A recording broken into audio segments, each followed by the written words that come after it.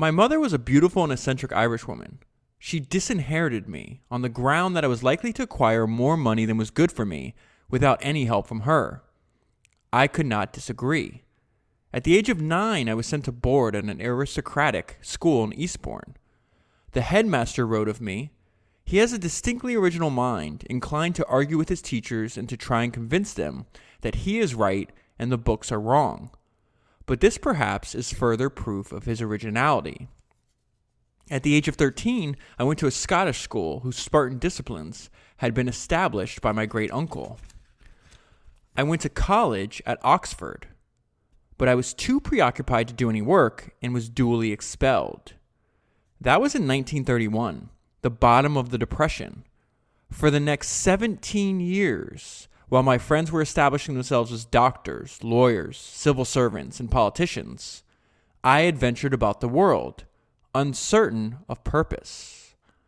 I was a chef in Paris, a door-to-door salesman, a social worker in the Edinburgh slums, an associate of Dr. Gallup in research for the motion picture industry, an assistant in British security coordination, and a farmer in Pennsylvania. I had expected to become prime minister when I grew up.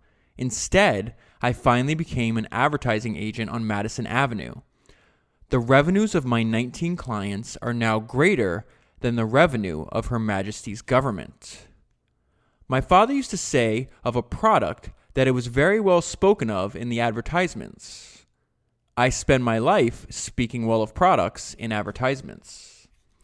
By writing this book in the old-fashioned first-person singular, I have committed an offense against a convention of contemporary American manners. But I think it artificial to write "we" when I'm confessing my sins and describing my adventures. That is an excerpt from the book that I read this week and the one I'm going to talk to you about today, which is Confessions of an Advertising Man by David Ogilvy. And before I jump into the rest of the book, I just want to let you know why I chose to cover this book this week.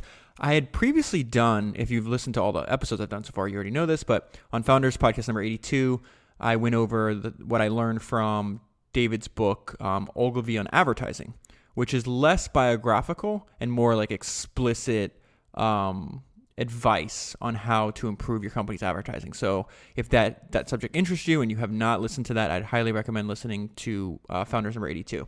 He does a little bit of that in this book as well, but this is more of like a narrative as opposed to the way that he organized the other book. They were also written about 2 decades apart. If I'm not mistaken, he wrote Ogilvy on Advertising like in the 80s, and the book I have in my hand was first published in 1963.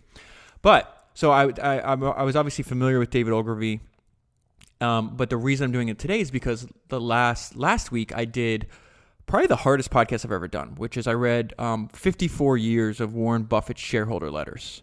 And it's easily the longest book that I've ever read for this podcast. And the longest podcast. It's like over 3 hours long.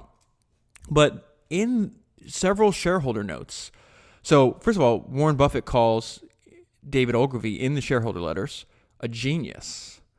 And in the shareholder letters, you also see some of the Berkshire would publish like which stocks they own. And I noticed not only did he call David a genius, but he also owned stock in David's advertising agency, which is Ogilvy and Mather. So once I read that, I was like, okay, well, if Warren Buffett, who everybody else looks up to, is learning from and admiring the talents of David Ogilvy, then, I should read this book right away and see what we can all learn from them. So that's how you're hearing this now. So let me go ahead and jump into the book. I want to start at the beginning. He writes this like updated forward. This is him writing in 1988, and he adds this extra chapter on the book. It's called The Story Behind This Book, and he's got some interesting insights. And you're going to see his personality right away. So he says, 14 years before writing these confessions, I had gone to New York and started an advertising agency. Americans thought I was crazy. What could a Scotsman know about advertising? And this next sentence gives you an idea of the personality he has. And I would describe it as he definitely has an abundance of confidence. He says, my agency was an immediate and meteoric success. He says, I wrote this book during my summer vacation in 1962. I thought it would sell about 4,000 copies. To my surprise, it was a runaway bestseller and so far has sold about 1 million copies. Why did I write it? First, to attract new clients to my advertising agency. Second, to condition the market for a public offering of our shares. And third, to make myself better known in the business world. It achieved all three of these purposes.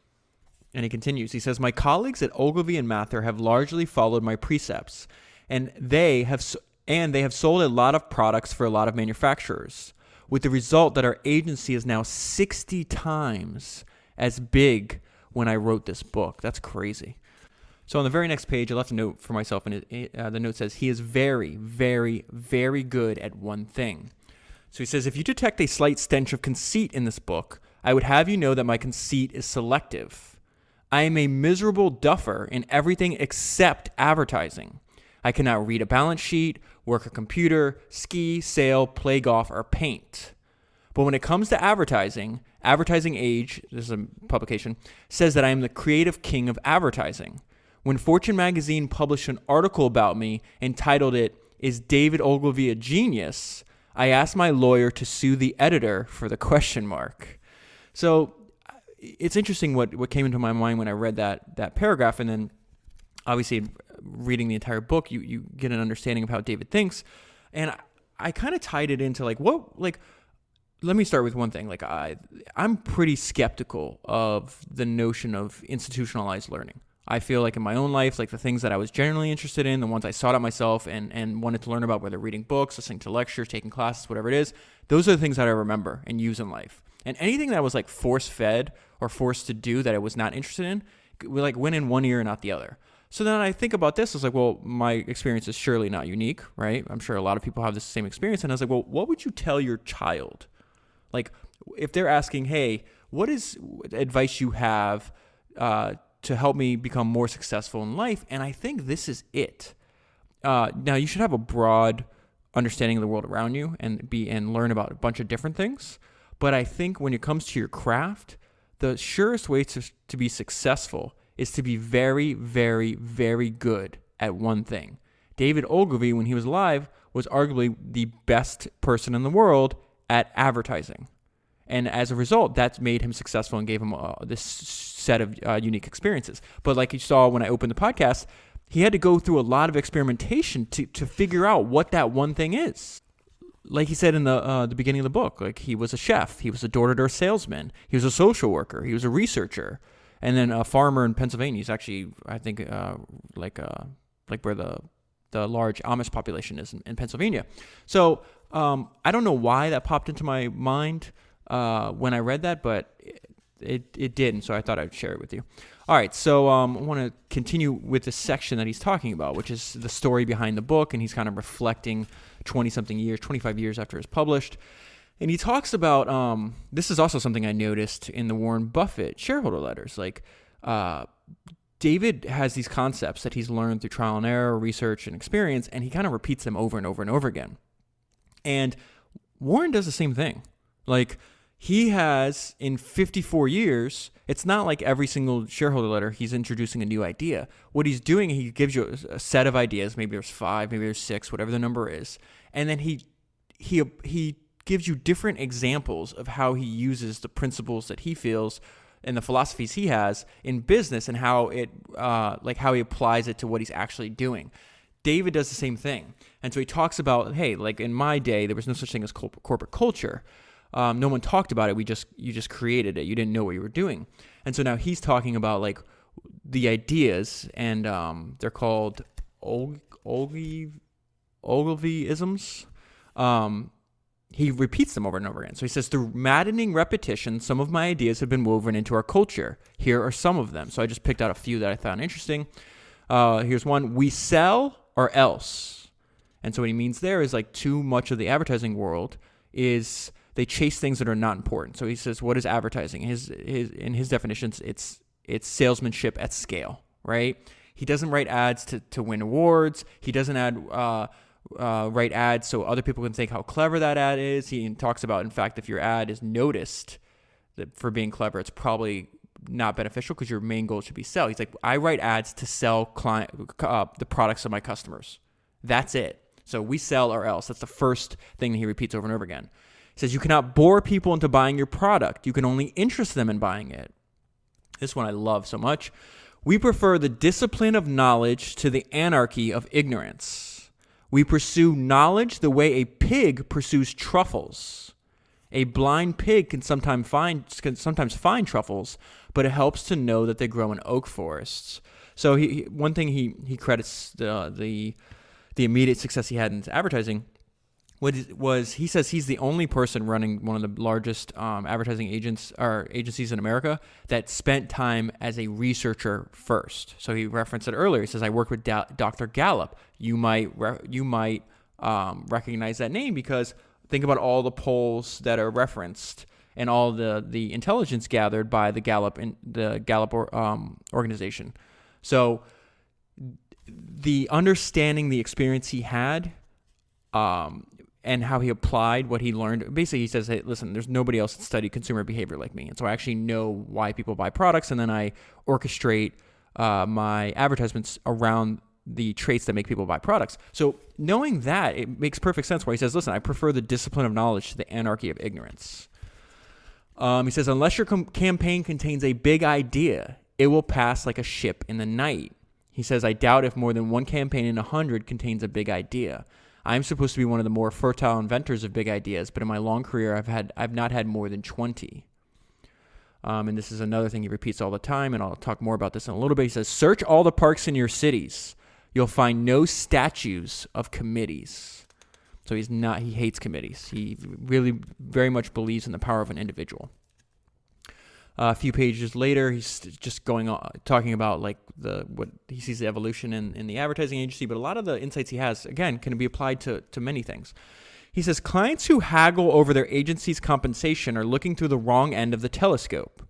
Instead of trying to shave a few measly cents off the agency's 15%, they should concentrate on getting more sales results from the 85% they spend on time and space, meaning all the ad buys are doing. That is where the leverage is.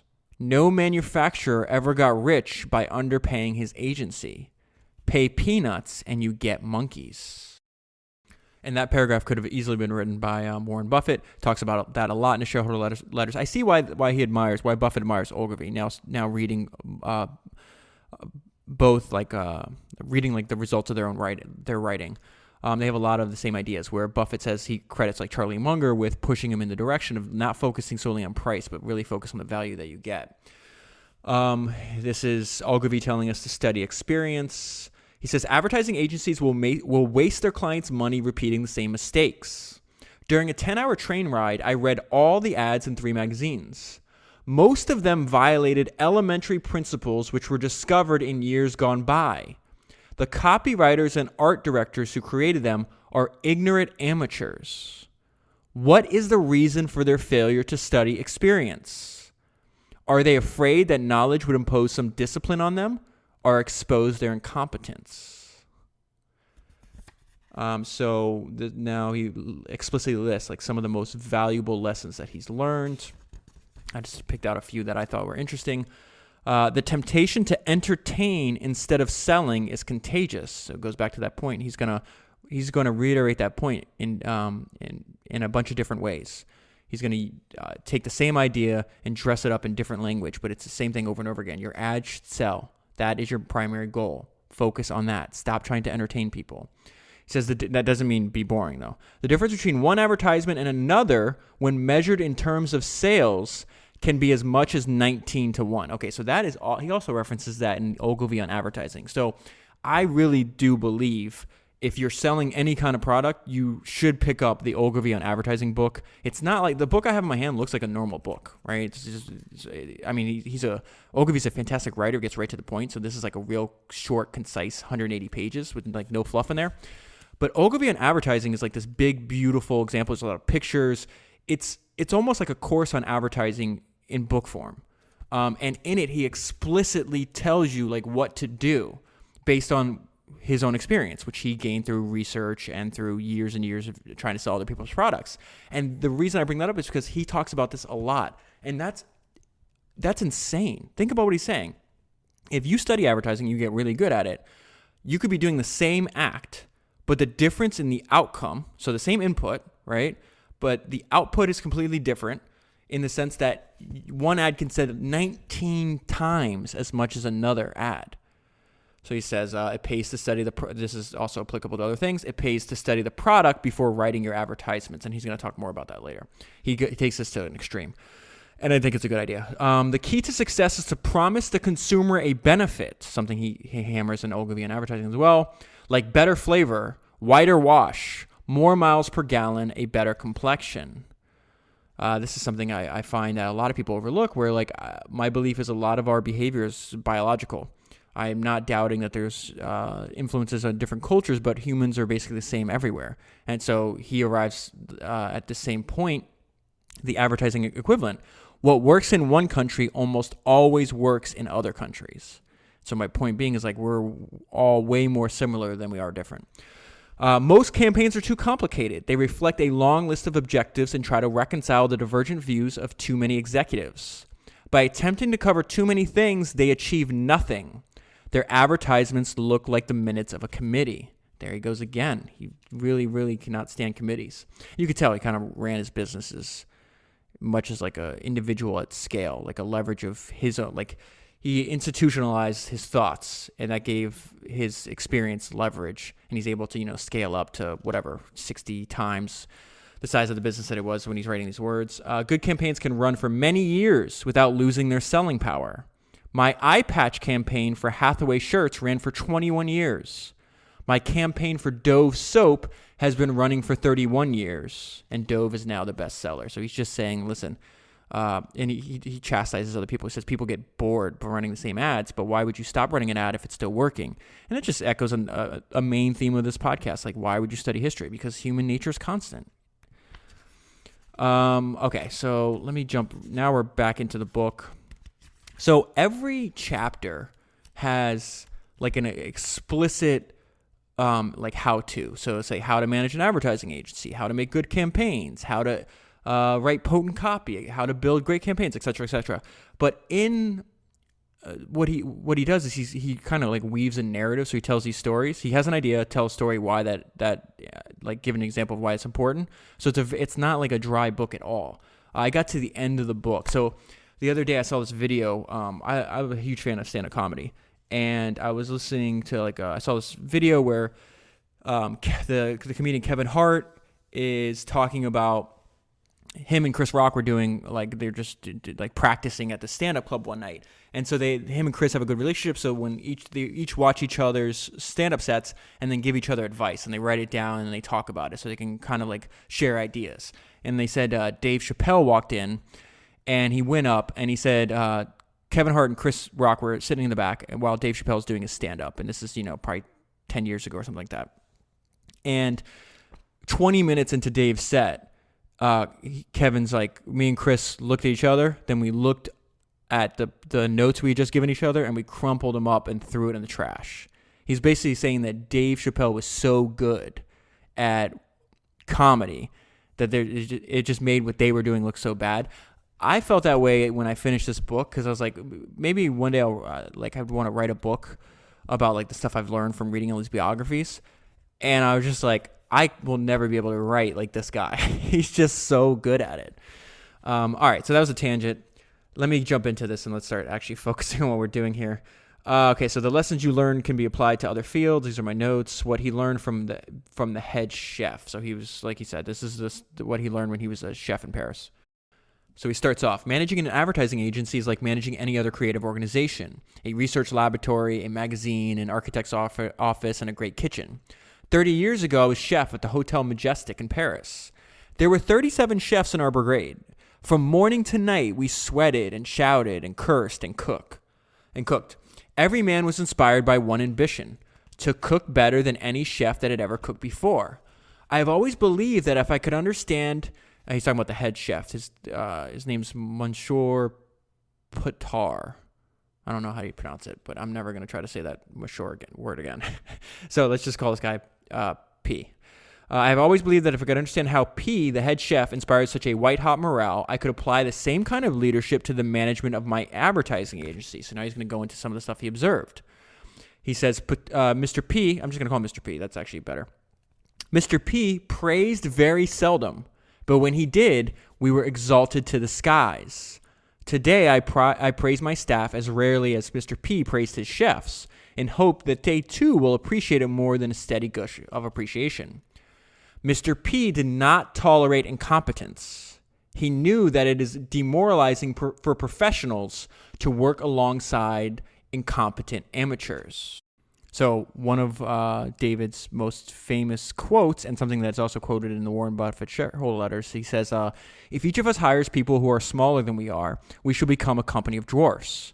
But if each of us hires people who are bigger than we are, we should become a company of giants. And that's kind of the lesson he's teaching us here that he observed from this chef in Paris who had unbelievably high standards. He said, Mr. P taught me exorbitant standards of service. For example, he once heard me tell a waiter that we were fresh out of, it's a French dish I'm not going to try to pronounce, and almost fired me for it. In a great kitchen, he said, one must always honor what one has promised on the menu. So David tells us this anecdote right here. He's trying to, first, not become fired, but he's like, this is my thinking. Like, we don't have the ingredients that we need. If I could go to the store and go get the ingredients, it's going to take too long because the dish takes 50 minutes to cook. And, what did you want me to do? And Mr. P's like, you do anything that you have to. He's like, you should have came to me. I would have called around other restaurants that had that same dish. We would have went out and got it for him. And you're basically saying, hey, we're the ones that promised the customer. We're making a promise to the customer by putting this dish on the menu. And it's our fault that we were not prepared. So we're not going to penalize the customer for the fact that we didn't prepare correctly. We're going to do the extra work responsible to deliver what we promised, the promised benefit to the customer. Again, I think that applies to almost every single domain. All right, some more lessons here. I learned something else at the Majestic. If you can make yourself indispensable to a client, you will never be fired. That's another principle that David talks about in different ways, different stories. And then he says, so this is what he feels the founder of a company's principal responsibility is. I have come to the conclusion that the top person has one principal responsibility: to provide an atmosphere in which creative mavericks can do useful work. So he says the same point in another one of his most famous quotes. And again, if I didn't tell you this was a quote from David Ogilvy, you could easily think it's a quote from Warren Buffett. Like it's striking to see the similarities in their thinking. And David said, hire people who are better than you are, and then leave them to get on with it. Look for people who aim for the remarkable, who will not settle for the routine. And that was Warren, his point. He's like, listen, I just buy businesses and we leave the CEOs alone because they're already fantastic businesses. They clearly know what they are doing. And if I was running the business, I would do a worse job. So who am I to tell them what to do? Like, it just doesn't make any sense. So he just focuses on capital allocation, which is saying, hey, all the profits of the businesses I own, send them back to me and I'll turn them into more money. But I'm certainly not going to tell you what to do. This is a little bit about behavior that he admires. So once a year, I assemble the whole brigade, meaning everybody in the company, to the auditorium of the Museum of Modern Art in New York City and give them a candid report on our operations, profits, and all. Then I tell them the kind of behavior I admire in these terms. So that's why he was referencing earlier, the way he communicate and reinforced his beliefs over and over again. That's what gave the culture that Ogilvy and Mather had. It's not that he sat down and said, hey, I'm going to create a corporate culture. No one even knew what that meant at the time. It's just saying this is what we believe in. So I'm just going to read all this to you, and this is going to be quite long because I think it's worth our attention. Number one, I admire people who work hard, who bite the bullet. I dislike passengers who don't pull the weight in the boat. It is more fun to be overworked than to be underworked. There's an economic factor built into hard work. The harder you work, the fewer employees we need, and the more profit we make. The more profit we make, the more money becomes available for all of us. Number two, I admire people with first-class brains because you cannot run a great advertising agent without brainy people. But brains are not enough unless they are combined with intellectual honesty. 3, I have an inviolable rule against employing nepots and spouses because they breed politics. Whenever 2 of our people get married, one of them must depart. Number 4, I admire people who work with gusto. If you don't enjoy what you are doing, I beg you to find another job. Remember the Scottish proverb, be happy while you're living, for you're a long time dead. That's a fantastic proverb. I despise toadies who suck up to their bosses. They are generally the same people who bully their subordinates. I admire self-confident professionals, the craftsmen who do their jobs with superlative excellence. They always seem to respect the expertise of their colleagues. They don't poach. And number 7, I admire people who hire subordinates who are good enough to succeed them. That's a sign of leadership. I pity people who are so insecure that they feel compelled to hire inferiors as their subordinates. That's how you become, like he said, a company of dwarfs. Number 8, I admire people who build up their subordinates because that is the only way we can promote from within the ranks. I detest having to go outside to fill important jobs, and I look forward to the day when that will never be necessary. Number 9, I admire people with gentle manners who treat other people as human beings. I abhor quarrelsome people. I abhor people who wage paper warfare. The best way to keep the peace is to be candid. And number 10, I admire well-organized people who deliver their work on time. The Duke of Wellington never went home until he had finished all the work that was on his desk. All right, here's another idea I love. Pursue excellence over bigness. I have no ambition to preside over a vast bureaucracy. That is why we have only 19 clients. The pursuit of excellence is less profitable than the pursuit of bigness, but it can be more satisfying. This distaste for bureaucracy, again, if you've ever listened to or read the writings of both Warren Buffett and Charlie Munger, I'm going to say this over and over again because it's interesting how they learn from each other. Or maybe they just arrived at these conclusions separately and just happen to be of like minds, but they abhor bureaucracy. I think Berkshire Hathaway is probably the most uniquely structured super conglomerate that I've ever come across. This is some Ogilvy's thoughts on talent and imagination. And I love this idea of making yourself formidable. All right, so he says, talent, I believe, is most likely to be found among nonconformists, dissenters, and rebels, misfits. The majority of businessmen are incapable of original thinking because they are unable to escape from the tyranny of reason. Their imaginations are blocked. So check this out. This is such an interesting thought. Or sentence rather. I am almost incapable of logical thought, but I have developed techniques for keeping open the telephone line to my unconscious in case that disorderly repository has anything to tell me. What a unique description. You see what I mean about like I'll never be able to write this well? Like, I mean, obviously he's been a copywriter for years too, so he's had plenty of practice, but he describes his unconscious as a disorderly repository. That's amazing. So he says, I keep the telephone line open to my unconscious. I hear a great deal of music. I take long baths. I garden. I go into retreat among the Amish. I watch birds. I go for long walks in the country. I take frequent vacations so that my brain can lie fallow. No golf, no cocktail parties, no tennis, no bridge, no concentration, only a bicycle. While thus employed in doing nothing, I receive a constant stream of telegrams from my unconscious, and they become the raw material for my advertisements. But more is required. Hard work, an open mind, and ungovernable curiosity. So, like, think about the 3 traits that you could see in other people. Are you ever going to meet anybody that works hard at whatever they're interested in? So, to me, it's more like craftsmanship. I would replace hard work for. An open mind and ungovernable curiosity, like those are going to be appealing characteristics to almost anybody.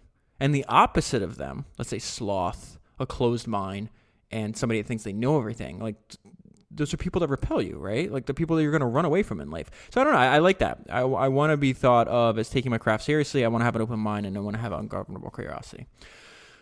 He says, I have observed that no creative organization, whether it is a research laboratory, a magazine, a Paris kitchen, an advertising agent, or an advertising agency will produce a great body of work unless it is led by a formidable individual.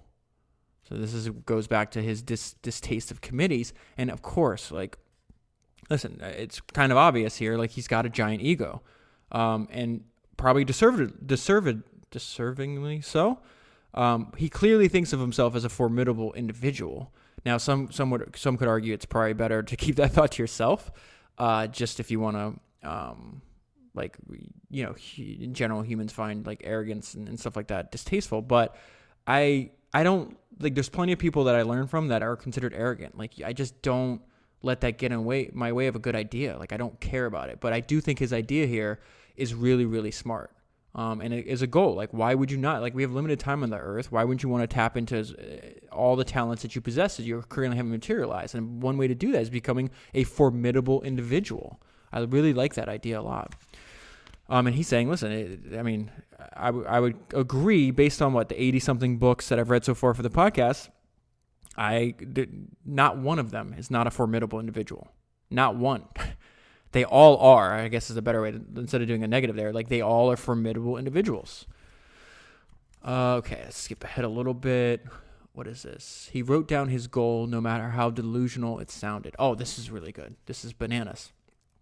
So he says, 15 years ago, I was an obscure tobacco farmer in Pennsylvania. Today, I preside over one of the best advertising agencies in the United States, arguably the world, with billings of $55 million and a payroll of $5 million. He says, how did this come to pass? As my Amish friends have said, it wonders me. On the day in 1948 when I hung out my shingle, I issued the following order of the day. So no clients. He's just like, I'm going to do this, even though he has no, like, other than his time at Gallup, which probably gives him an unfair advantage. Like, he didn't have money. There's nothing that would lead one to believe that he's going to be successful to the degree that he was successful, right? And you're talking about less than 20 years later. And this is what he wrote down. This is amazing to me. He says, this is a new agency struggling for its life. For some time, we shall be overworked and underpaid. In hiring, the emphasis will be on youth. We are looking for young Turks. I have no use for toadies or hacks. Agencies are as big as they deserve to be.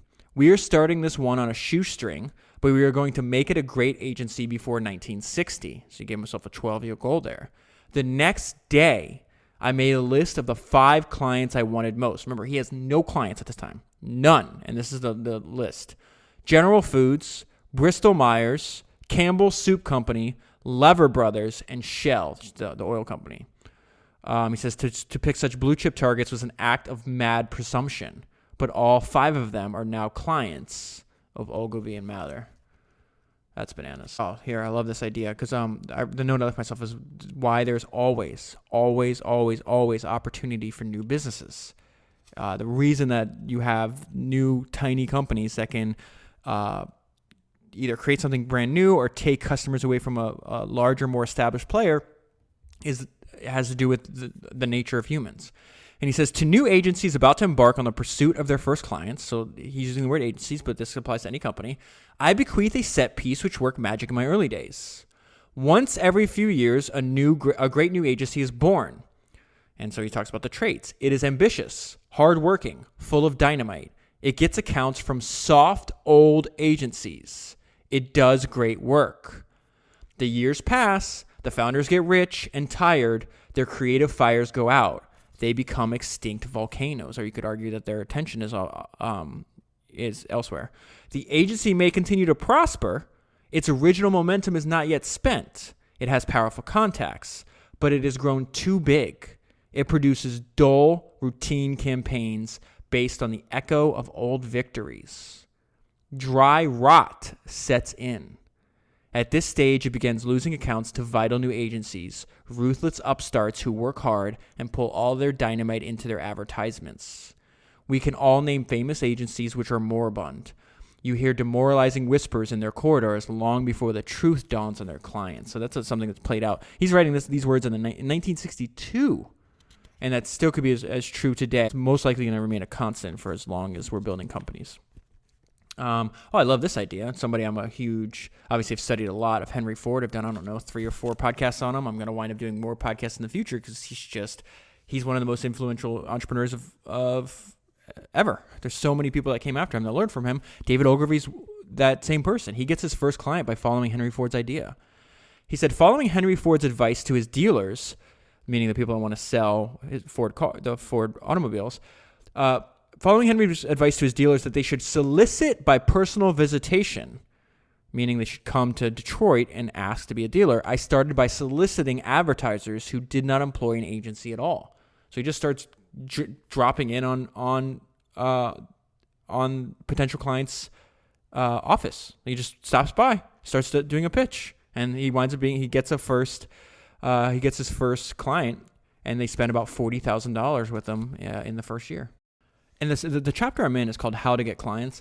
If you have, I think this book is like $12 on Amazon right now.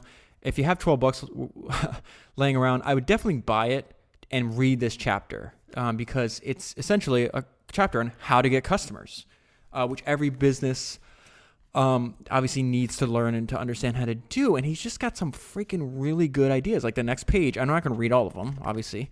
I think this is genius. He's talking about all the weird things he had to do because he's like, listen, like we have no money. This is a new, this is like, we don't have any money and we have no clients. Like we have to do, like, we have to outsmart our competition because we can't outspend them. Right. So he does this thing where he's always intentional. Just like when the first day of his advertising agent, he writes out the 5 like aspirational clients he has. So then he identifies a bunch of other people that he wants to advertise. And he starts he has a background in research. So he just goes and looks for useful information and just starts sending them to them unsolicited. He's got this huge direct mail campaign going. So he says, I sent frequent progress reports to 600 people in every walk of life. This barrage of direct mail was read by the most august of advertisers.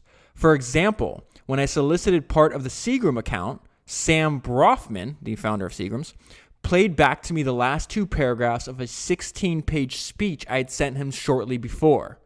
And then he hired us. So, why is that important? Because the first time Sam Brofman, who is at this time most likely a billionaire, I actually did a podcast on him. It's on the reviewer only feed and stuff. But anyways, the first time Sam Brofman ever hears of David Ogilvy, it's because David randomly and unsolicited sent him 16 pages of information that he might find useful for his business. If you're going around just providing value and not expecting anything in return, like that's a good way, like being nice to strangers and providing them value is a good way to get leads coming back to you. And we see this with the end result is he gets hired by a massively successful company. He says, gentle reader, if you are shocked by these confessions of self-advertisement, I can only plead that if I had behaved in a more professional way, it would have taken me 20 years to arrive. This may be one of my favorite sentences in the entire book. I had neither the time nor the money to wait. I was poor, unknown, and in a hurry. It's also like he's not just being a jerk. Like he's not just sending them. It'd be different if you just mail, like you see these examples pop up online sometimes where like people want something from you, so they email you over and over and over again. Like, oh, you haven't responded to my 4th email, so I'm obviously need to send this again. It's just like you're asking me for something. Like that's a completely different way to introduce yourself to me than if you just said, hey, I have a lot of value for you. Here you go. Like that'll probably spawn a discussion. Maybe it leads to an opportunity for your company. Maybe it doesn't. But that's a lot better than just saying, hey, give me something. Like that's the normal human tendencies. Like, what can you do for me? To flip that. David Ogilvy reversed it. It's like, this is what I can do for you. Hey, I have this information. You might find it interesting. And he was right. Sam found it so interesting, and so interesting that he hired him. So a few pages later, I like this idea. I like this contrast because he's extremely serious about being very skilled at his craft, skilled at advertising, but he also wants to have fun in life. And you can read these pages and tell like he's got a very playful side to him. So he tells you like let me just read it. Handling accounts once you have got them is deadly serious business. You are spending other people's money, and the fate of their company often rests in your hands. But so he's saying, take it seriously. Like, this is people's livelihood at stake. You have to do a good job. But I regard the hunt for new clients as a sport. If you play it grimly, you will die of ulcers. If you play it with lighthearted gusto, you will survive your failures without losing sleep. Play to win, but enjoy the fun. He's got more advice for us. Have a point of view. Not everyone will like it, and that's fine. That's normal. I have never wanted to get an account so big that I could not afford to lose it. The day you do that, you commit yourself to living with fear. Frightened agencies lose the courage to give candid advice. Once you lose that, you become a lackey. So if you're candid with people, some people are going to like what you have to say, and they're going to be more drawn to you. Some people are going to hate it, and they're going to be repelled from you. That's life acting as it normally should.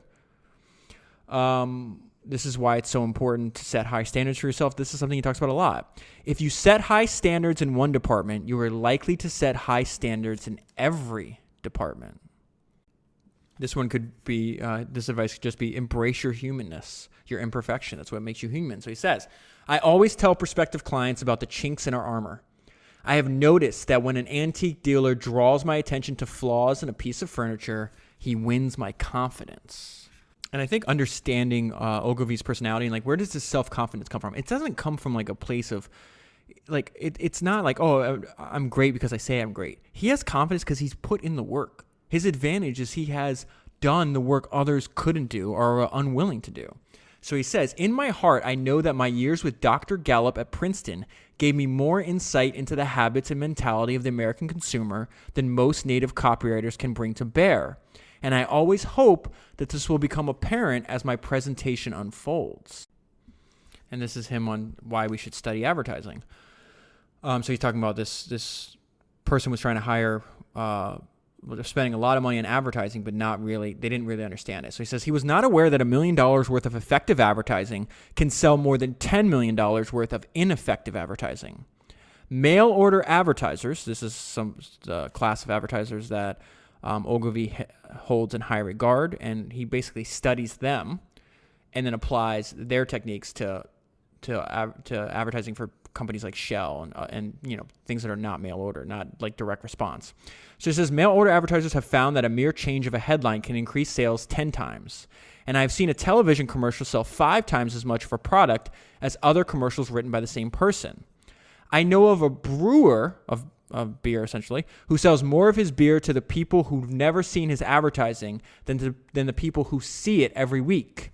Bad advertising can unsell a product. So you want to study advertising because you don't want to be spending money and time on something that's actually counter to your goal, which is to sell more of your product. So this is interesting. You know what? Should I read it first? Yeah, let me read this first. It has become increasingly difficult for agencies to make any profit at all. On every $100 spent by agencies on behalf of their clients, they now make an average profit of 34 cents. At this rate, the game is hardly worth the candle. Never heard that phrase before. Experience has taught me that advertisers get the best results when they pay their agency a flat fee. The conventional 15% commission system is an anachronism. The agency is expected to give... So let me give you some... He actually got into trouble with... It's like the American Association of Advertising because they set up this fee system where it's just like, okay, you're going to pay your agency 15% commission on the advertising they buy for you, and that's basically how they're going to make their money. But if you factor in all your expenses, like that's what he's saying. Like my profit is 34 cents on every $100. Like that's terrible. So he says, and he's describing like why he was one of the first people to speak out about this. And essentially what he's really talking about here is incentives. And I think that's the important part. So he says the agency is expected to give objective advice on the division of marketing expenditures between commissionable advertising and uncommissionable promotions. Meaning the advertising sometimes when advertising agencies buy from a specific, let's say, publication, they get a kickback. That's what he means by commissionable advertising. Well, what are humans going to do? They're going to guide you to the publication that's paying them and not the one that's not. So he says it is unrealistic to expect your agency to be impartial when its vested interest lies wholly in the direction of increasing your commissionable advertising, meaning the advertising they get kickbacks on. I prefer to be in a position to advise my clients to spend more without their suspecting my motive. And I like to be in a position to advise clients to spend less without incurring the odium of my own stockholders. So the note of myself was he's really talking about incentives here. And this is something that Warren Buffett and Charlie Munger talk about constantly. Align your incentives completely with your customers, your employees, your shareholders, and yourself. And one of the craziest things I learned when I was reading Buffett shareholder letters was that Warren put 99% of his net worth in his company. His incentives were aligned. So he's not going to be saying, hey, buy my stock. And if it goes up, like, you're going to benefit. But if it goes down, I already have your money. Like, no. He's like, you're not going to criticize. He's like, I want our incentives aligned. I'm damn sure if 99% of my net worth is based on the decisions I make for the financial performance of this company, I'm going to be paying attention. I have skin in the game. Compare that to, most CEOs of large corporations. They have a tiny, tiny percent of ownership, and usually their compensation is organized in like a very short term, like quarter basis. Warren's got 99% of his family's assets in the ability to do his job correctly. And I think that understanding and studying incentives is just extremely important. Not only for humans in general, it gives you an idea of why people do what they do. And I love their messages of like, you really need to study the incentives. Like, is your incentive aligned with your customer? Because Ogilvy's saying, hey, with this 15% commission system, our incentives are not aligned with our customer. Like, why don't we align our incentives with our customer? Like, let's make sure that when they win, we win, and then when they lose, we lose as well. So, okay.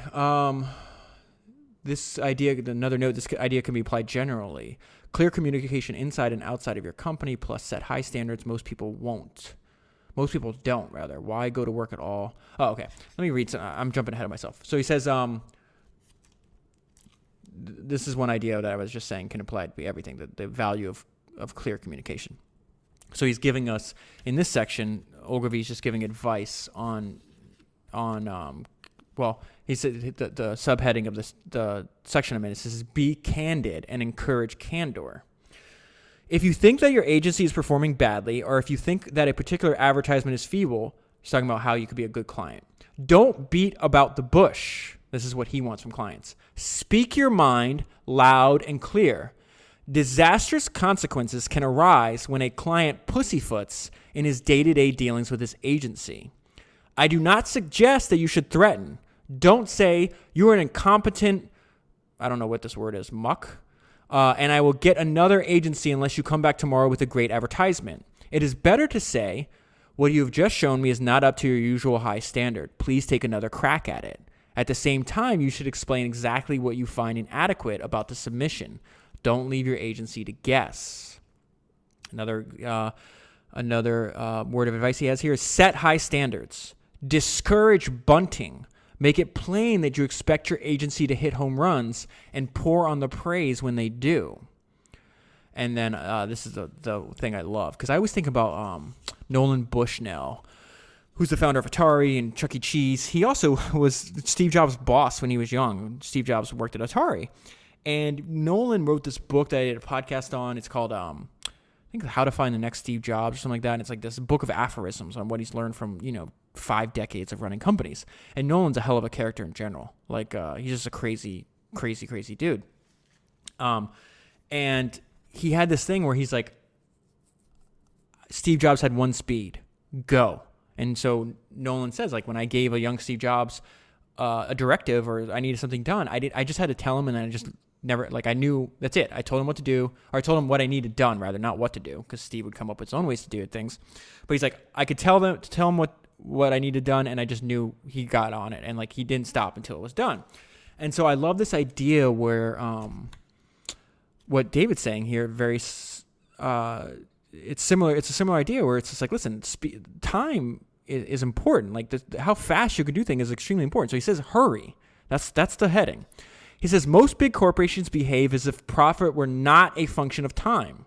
And he's this example of the guy that invented Listerine. When Jerry Lambert scored his first breakthrough at Listerine, he speeded up the whole process of marketing by dividing time into months. Instead of locking himself into annual plans, Lambert reviewed his advertising and his profits every month. The result was that he made $25 million in 8 years, where it takes most people 12 times as long. In Jerry Lambert's day, the Lambert Pharmaceutical Company lived by the month instead of by the year. I commend that course to all advertisers. And finally, another piece of advice, tolerate genius. Conan Doyle wrote that, quote, mediocrity knows nothing higher than itself. Ugh. My observation has been that mediocre men recognize genius, resent it, and feel compelled to destroy it. There are very few men of genius in advertising agencies, but we need all the ones we can find. This is very interesting, and also something I find probably true based on reading all these biographies. Almost without exception, they are disagreeable. Don't destroy them. They lay golden eggs. What I love about Ogilvy too is he knows the true purpose of his product. So he goes there and he's at this point in the book, he's talking about like people, there's different schools of thought about like, what is a good advertisement? And, some people are saying it's the one that wins awards. It's the one that's creative. And he rejects that because he knows the true purpose of his product. He says, I belong to the third school, which holds that a good advertisement is one in which sells the product without drawing attention to itself. It should rivet the reader's attention on the product. Instead of saying, what a clever advertisement, the reader says, I never knew that before. I must try this product. It is the professional duty of the advertising agent to conceal his artifice. When Aeschines spoke, they said how well he speaks. But when Demosthenes spoke, they said, let's march against Philip. I am for Demosthenes. And I probably pronounced that incorrectly, sorry. If my new recruits boggle at the stern definition of good advertising, I invite them to return to their previous incarnations, there to flounder in silliness and ignorance. Hilarious. I invite them to flounder in silliness and ignorance. That's hilarious. All right, so this is what I said was really genius of something he did. He learns lessons from one industry so he can apply it to his own. He says, from the experience of he's talking about like where he learned from. He says, first I study from the experience of mail order advertisers. This is the elite core of advertising. They know more about the realities, he italicized that word, of advertising than anybody else. They are in a position to measure the results of every advertisement they write because their view is not obscured by those complex channels of distribution which make it impossible for most manufacturers to dissect out the results of their advertising from all other factors. So they know. He says the mail order advertiser must rely on his advertisements to do the entire selling job. A few days after his advertisement appears, the mail order writer knows whether it is profitable or not. So since they're one of the few forms of advertising at the time he's writing this, it's able to actually measure performance. He studies their principles and then applies them to non-direct mail or direct response advertising, which is most of what Ogilvy does. Now he's just going to tell us a little bit about his personality. I am an inveterate brain picker, and the most rewarding brains I have picked are the brains of my predecessors. Other words, he's learning from people that came before him, and my competitors. I have learned much from studying their successful campaigns. In fact, the last chapter, if I remember correctly, in Ogilvy and Advertising, he analyzes the 6 godfathers of advertising agencies that came before him, and he talks explicitly about which ideas he took and what he learned from them, which is really interesting. Skipping ahead. Oh, so this is something that may be a little counterintuitive. He says over and over again, longer advertising sells more product than short advertising. So he's like, you need to give your customers more information. When I was a door-to-door salesman, I discovered that the more information I gave about my product, the more I sold. Claude Hopkins, who's one of the most famous copywriters, made the same discovery about advertising 50 years ago. But most modern copywriters find it easier to write short, lazy advertisements. Collecting facts is hard work. So that's one of the benefits that he has over his competition, is that he studied the history of the industry he's in and therefore knows that a lot of the counterintuitive ideas can only be gained through experience. So you might as well study the experience. And he studied Claude Hopkins extensively. This is him repeating himself. Keep the ad the same until it stops working. If you're lucky enough to write a good advertisement, repeat it until it stops pulling. Scores of good advertisements have been discarded before they lost their potency. And this is something that's really hard to understand because your ads go out and you don't know, you can maybe assume that the same people are saying the same stuff over and over. And he's like, that's not true. You aren't advertising to a standing army. You are advertising to a moving parade. 3 million consumers get married every year. The advertisement which sold a refrigerator to those who got married last year will probably just as successful with those who get married next year.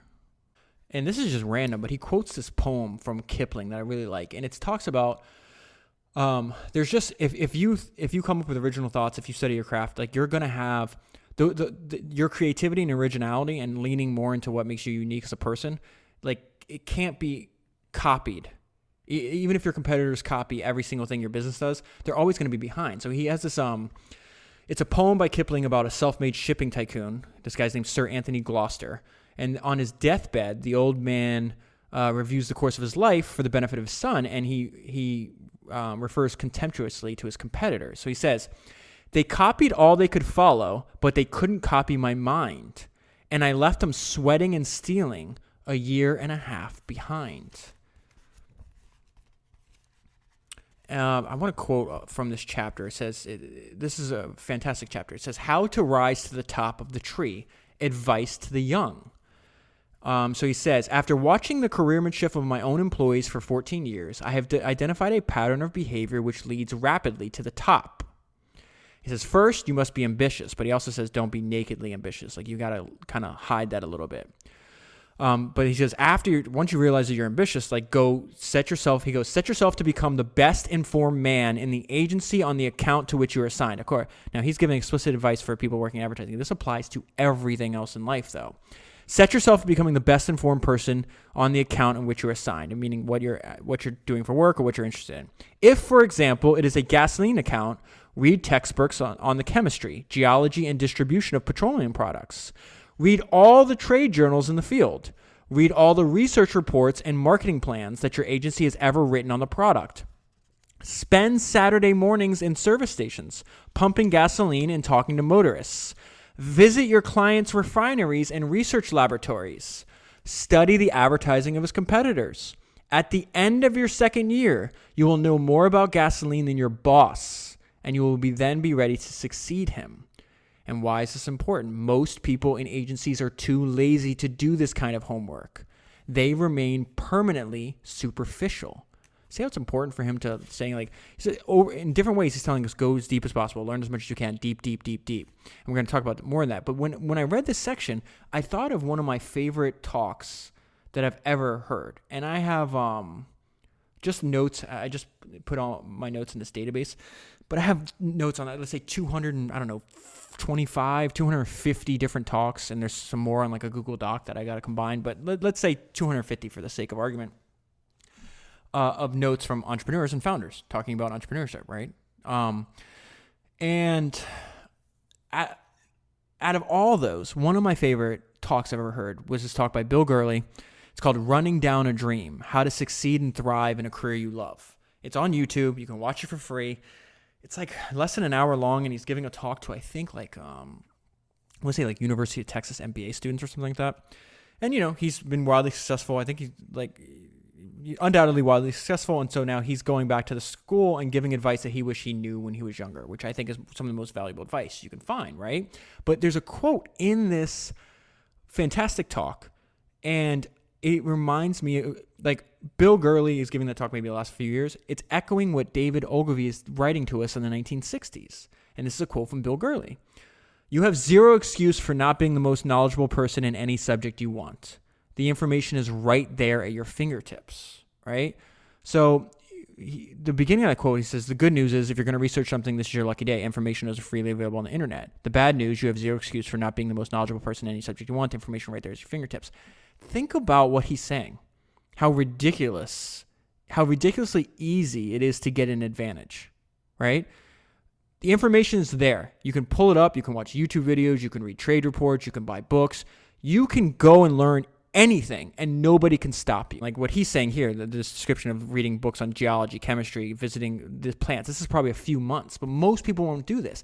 So the reason I say this is like so ridiculously easy of an advantage to do is like, it's a ridiculously easy advantage to have because the information's right there. You can access it anywhere you are in the world, and yet nobody does, or such a tiny percentage of people do. And I'm going to give you an example from somebody that does.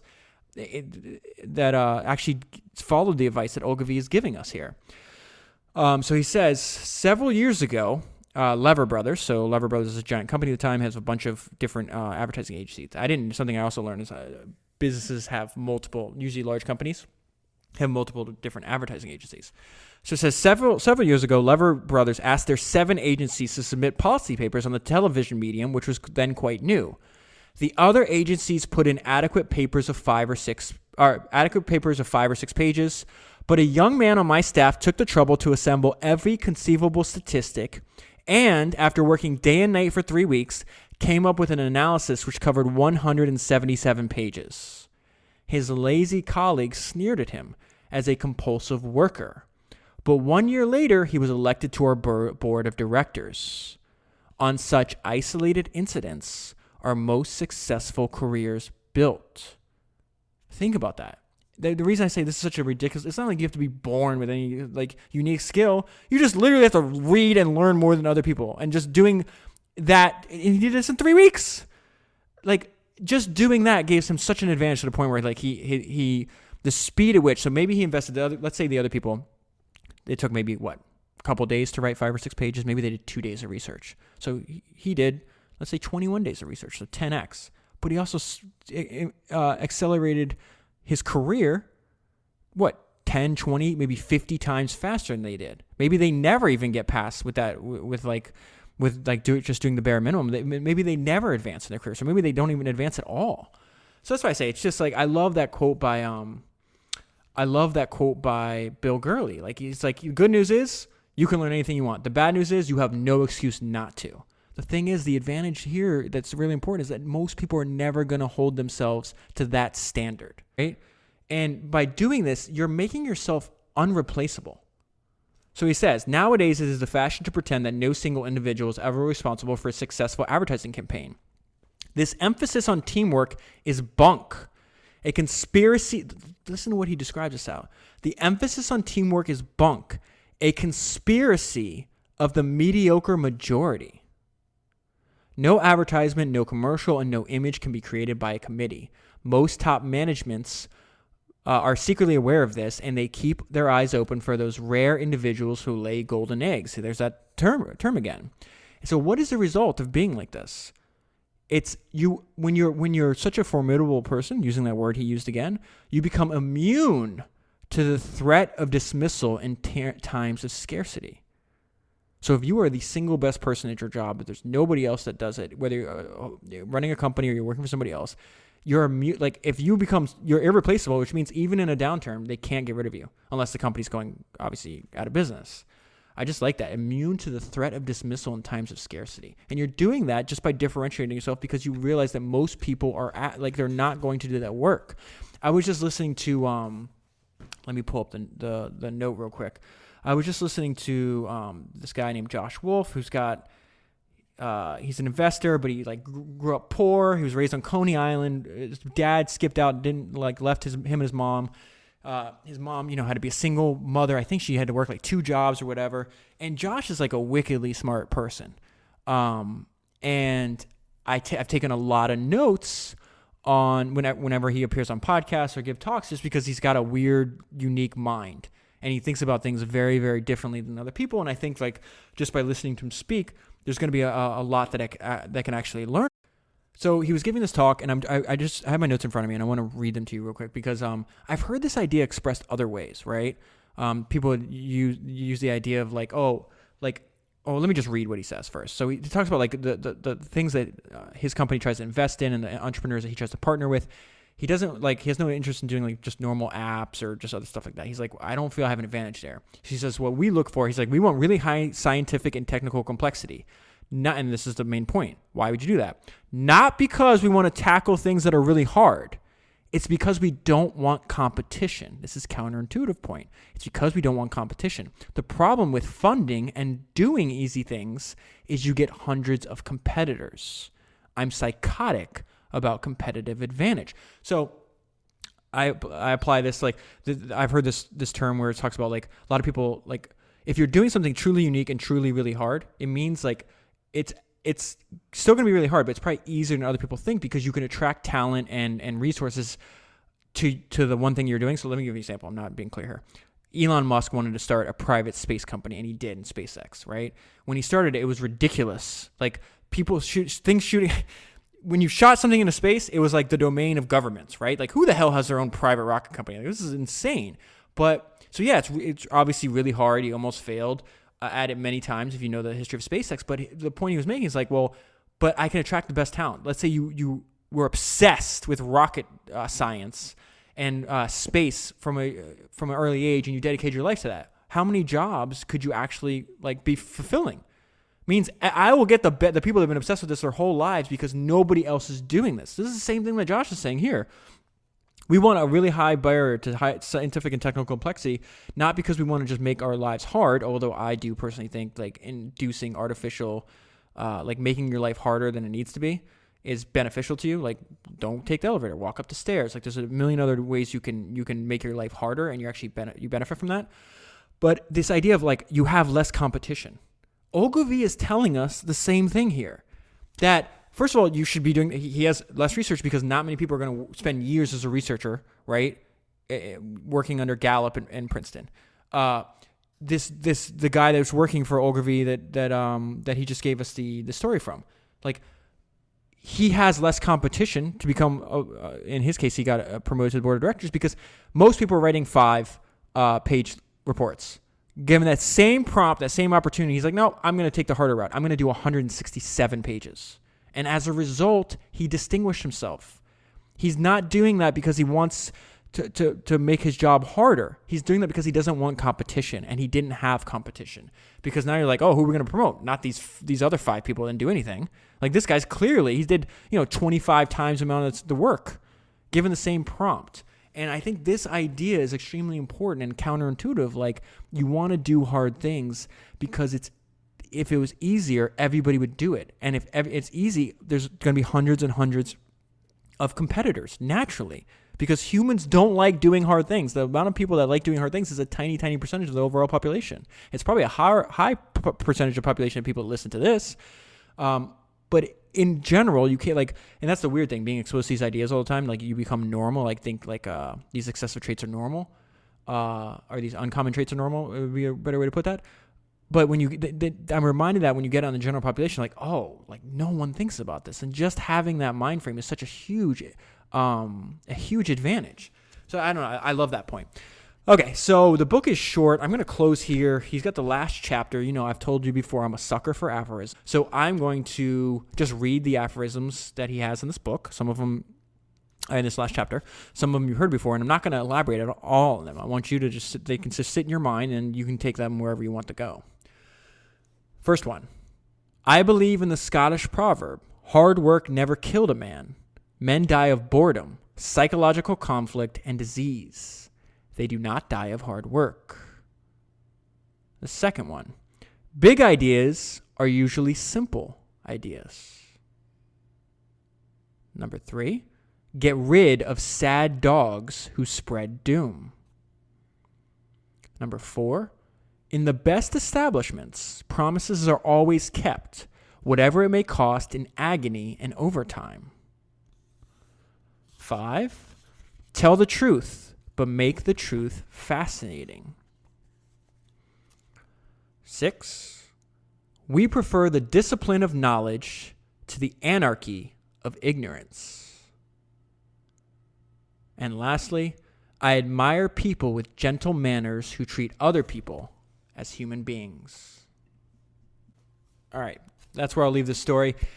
See, I really think you have to, if you want to buy the book, I'll leave a link in the show notes. It's an Amazon affiliate link, which means if you buy it, small percentage, Amazon sells me a small percentage of sale, no additional cost to you. So it's a way for you to support the author, support yourself by getting a great book, and support the podcast at the same time. So what I would say is, like, the reason I think you have to buy Confessions of an Advertising Man and then also buy Ogilvy on advertising is because a lot of these are explicit, like, this is what I learned from my experience, do this. And if you don't read the whole book, you're going to miss out on some of those. So I just presented this book based on like stuff I want to learn. These are my personal notes, stuff I want to remember and keep, But you may read the book and undoubtedly you'll have different takeaways. So as you just saw, I just presented this entire podcast without ads, which means I rely on the people that get value in my work to sustain the work that I'm doing here. So the way I do that, remember we study incentives.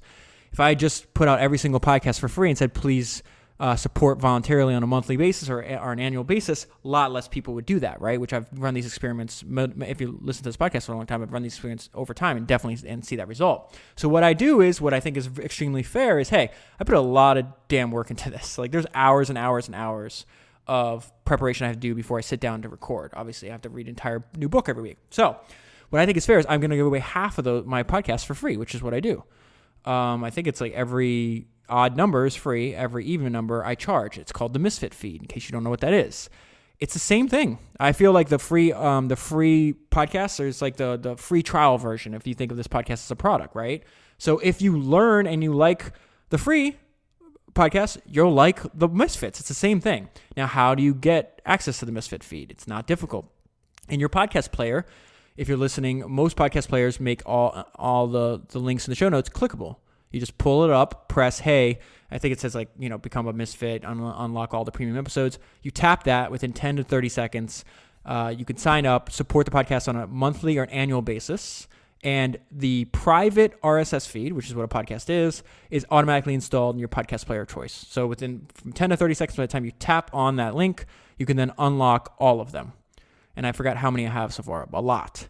And in addition to unlocking my back catalog, right, I do 2 extra podcasts only for Misfits every month. So you have, not only you unlock, you can go through, I don't know, dozens of hours. I don't even know how long it is at this point of my back catalog, but you'll also get 2 every month. Now, the people that sign up for the Misfit feed, essentially you're getting 2 extra ones, but you're also paying for my ability to make the 2 free ones every month. So if people didn't sign up for the Misfit feed, I obviously wouldn't be able to do that. So if you're the kind of person that's like, hey, I find a lot of value out of your work, David, for a few bucks a month, I'm willing to make sure that you don't quit doing this because I want you to go search through the history of entrepreneurship and find me ideas that I can use in my life. And I'll say, cool, I'll keep doing that.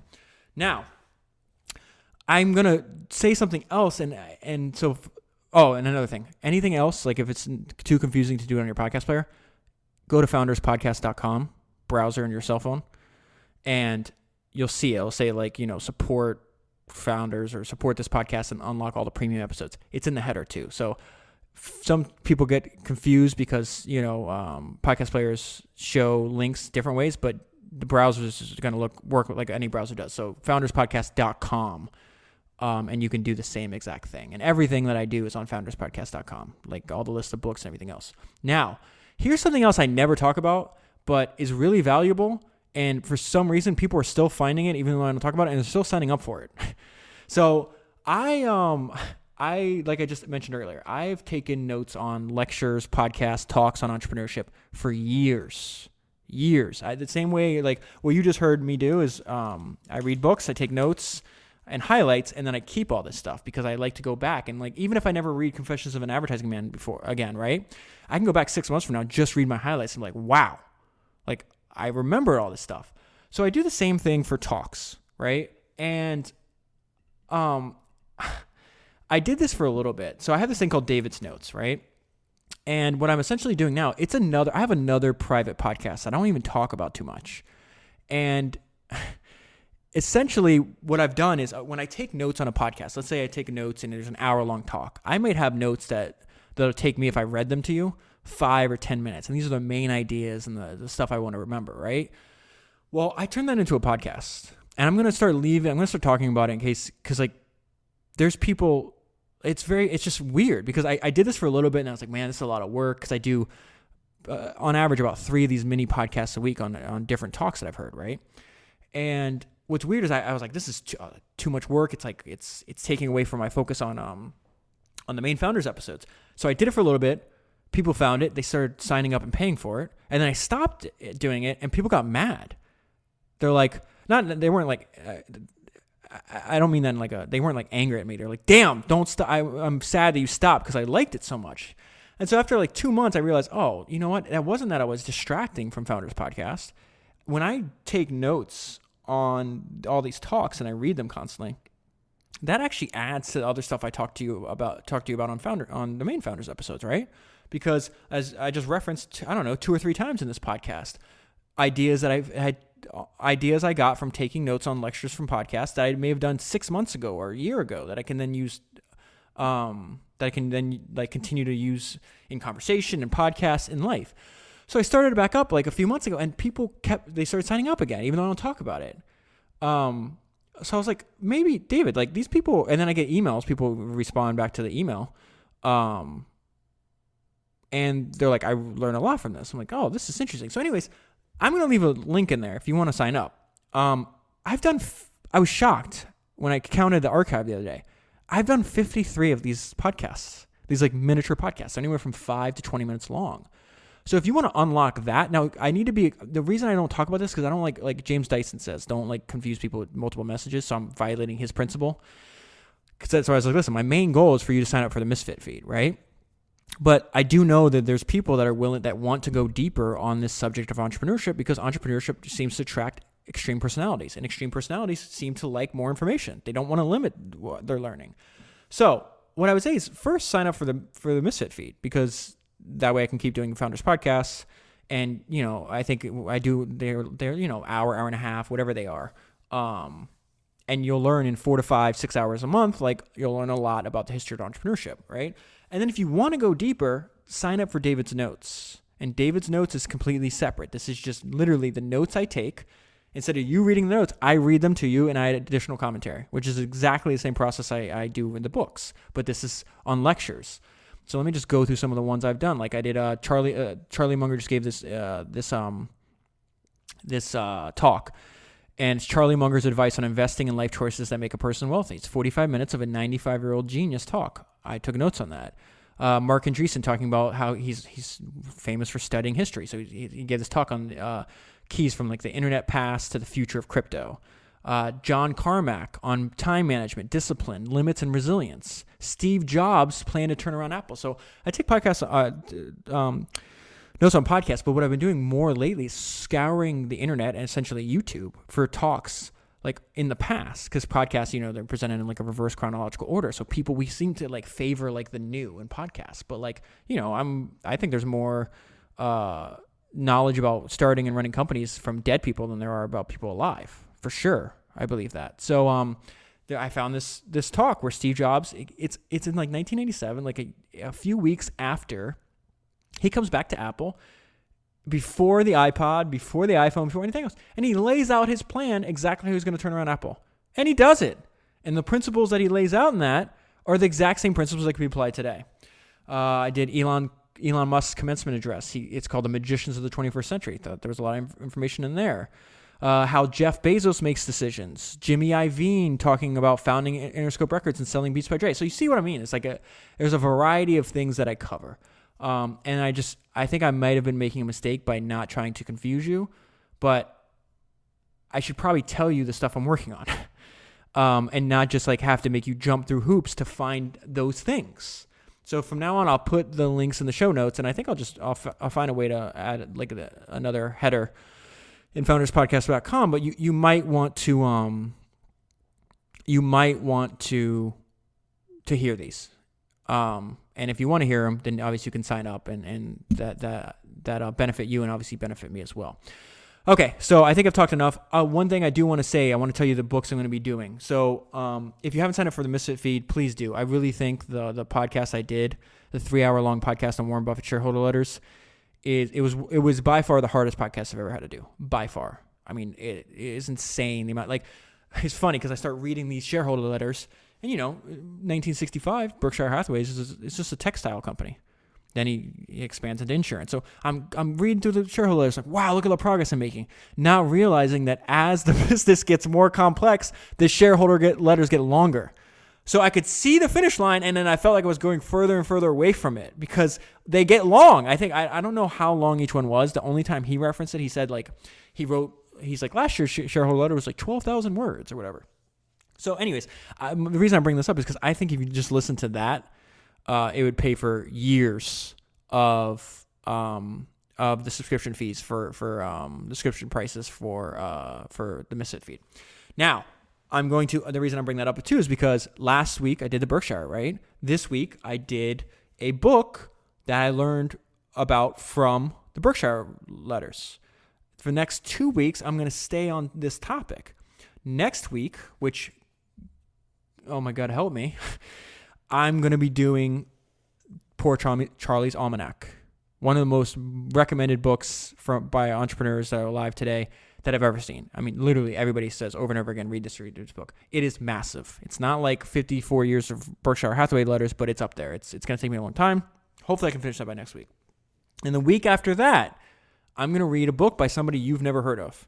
This guy named Jim Clayton, most likely you've never heard of. I didn't know who Jim Clayton was, but I'm reading Berkshire Hathaway's shareholder letters, and the students came to visit Warren Buffett. They gave him a book. They gave him a gift. The gift was Jim Clayton's autobiography, which is how Jim Clayton's talking about like how he built his company. Warren Buffett liked the book so much, he bought Jim Clayton's company. And so when I read that, I'm like, I don't know who Jim Clayton is, but all I know is Warren Buffett admires him so much that he liked the book that he bought a company. That is a clear indication to us that we should be listening. Like we could learn a lot from that book. So let's go ahead and do that. So that's the basic plan. After that, I can deviate and go back and pick whatever book I want. But that feel like that would be like basically 4 weeks straight of things that are heavily influenced by Warren Buffett and Charlie Munger, which again I've learned so much from. And they're speaking of that, the notes I was talking to you about a minute ago, David's notes. There's a lot of talks that I take notes on by Charlie Munger and Warren Buffett. I mean, YouTube's a treasure trove for them. So I'm losing my voice. I've talked enough. Thank you very much for listening to the podcast. Thank you very much. If you can please tell your friends, I'd really appreciate it. And I will be back next week, hopefully talking about the wit and wisdom of Charlie Munger.